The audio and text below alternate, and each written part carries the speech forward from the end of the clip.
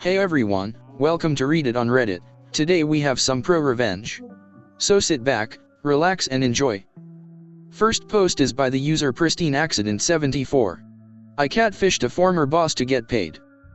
I used to work for a married couple, Billy, M52, and Gigi, F44, who owned a business services/public relations agency. It lasted more or less for a year. They seemed nice and humble, but in reality, they were shady and untruthful. The company began to falter because of poor management and zero intention to prioritize. Billy was your baby-faced next-door neighbor type. He looked about 10 years younger and had a kind smile. He was soft-spoken and had an artistic and creative flair to him. Gigi looked matronly with a Mother Earth incarnate attitude towards her children. She prided herself on being ruthless when it came to giving her family only the best. She could be really nice when she wanted to, but I found out early on that she was 100% apt at gossip and being two-faced. The company's constant changes were a red flag.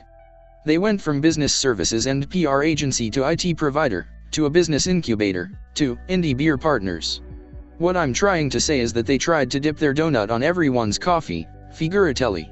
Some of us had no real way to escape.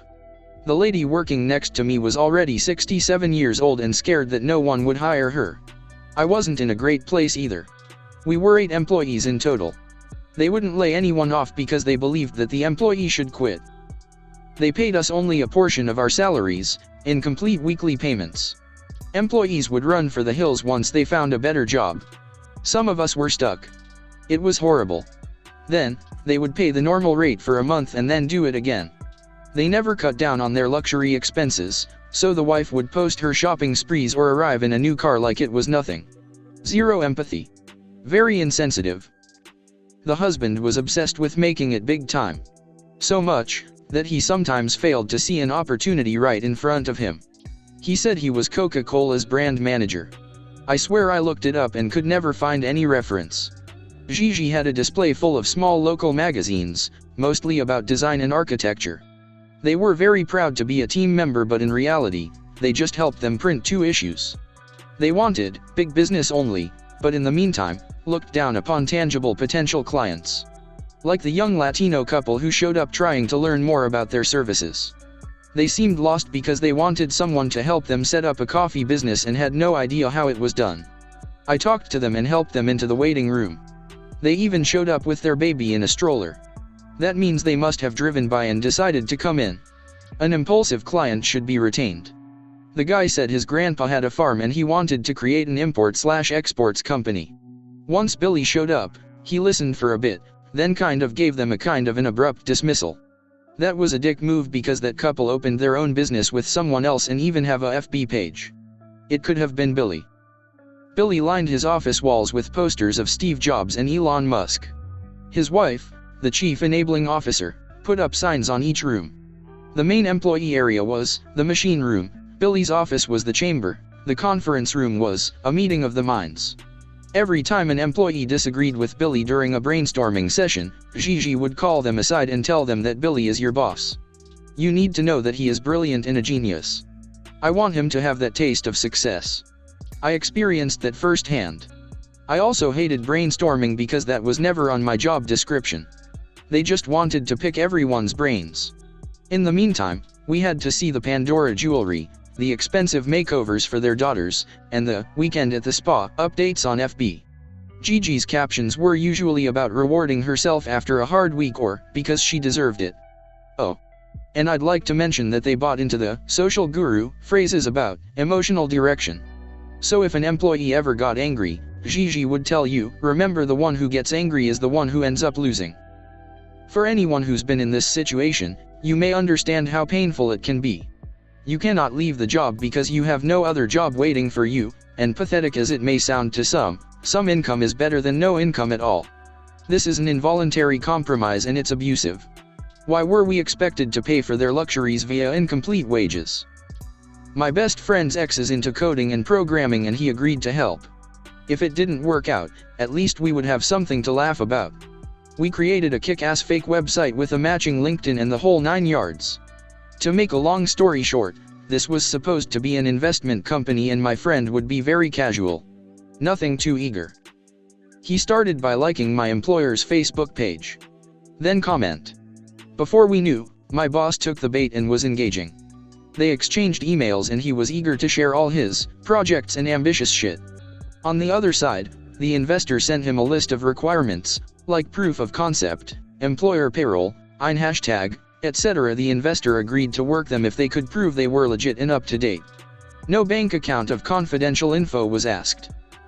Within 3 weeks, I was paid the equivalent to the 2 months and a half I was owed. The investor did an about-face and never contacted him again.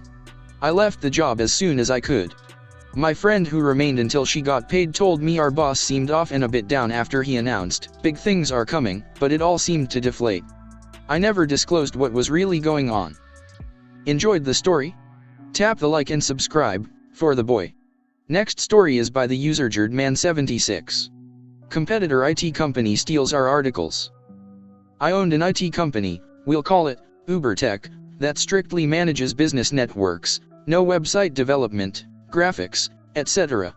One of my employees was tackling an interesting support request with instructions for making changes to a company's website. This happens from time to time where a customer gets confused with their various tech vendors, or assumes that we provide all tech-related services. Being in earshot, I can tell that my employee's call was quickly escalating with a frustrated person on the other end, and he has already offered to pass the call to his manager, me. Me, UberTech, how can I help you? Pissed off website owner, web owner, I want to know what is going on here. I don't know who you are, I don't know why you're calling me, and I don't know why you have my support information. Me, sir, to be honest, I don't know who you are, why we are calling you, and why we have your support information either. But together I think we can figure this out. I understand that you have a website and made a request for some changes. Who hosts your website? Web owner, derp company. On their support website there are instructions to send support requests. I followed them and now I have you calling me with my support information. Me, sir, I definitely want to get down to the bottom of this. We do not even offer website services. If you would please work with me, I am sure we can get an answer. What I want to do is have you share your screen with me and then show me what you did to request support.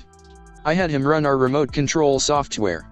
He then proceeded to navigate to DerpCo's support website, support.derpco.com, navigated through the customer self-service pages to a knowledge base article, KB, on how to submit a support. He pulled up this specific KB article and I was staring at a verbatim copy of an article that I had written on our own support site. There were no changes to the article including the step to email your support request to, and it was my company's email address right there. Me, thank you for taking the time to show me this, I think I found the problem. Notice the email address in the instructions, it is telling you to email ubertech.com, that is us. Now, please allow me to show you something. I then scrolled down to the bottom of DerpCo's plagiarized support article and noted the creation date, 2007. I then navigated to our company support website, support.ubertech.com, and navigated to our own matching article. We both confirmed that it was the same article and I showed him the creation date of our article, 2005. Web owner, oh, look at that. Me, I think it is safe to say that DerpCo has stolen our content, did not even update the instructions, misleading you to send a support request to us. Web owner, I am sure you have a few things to take care of with DerpCo. I would appreciate it if you do not mention us when you call them. Me, of course sir. Thank you for your time with this.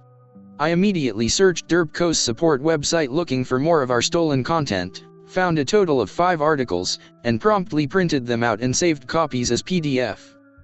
So what to do in this situation? Do I call the owner of DerpCo? This is a small town so I needed to be clever and not taint my own image. How do I get revenge? Hire a lawyer?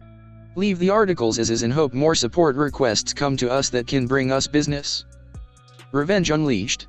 No, I wrote a press release. News release date, for immediate release. Title, UberTech endorsed by local competitor. I got some great kudos from local businesses. One client in particular was rolling. 2 days later I get an email from the owner of DerpCo. I would appreciate it if you were to remove the press release from your website. This is a small town and it is just not good business. I went to their support site and still found 3 articles, from our company.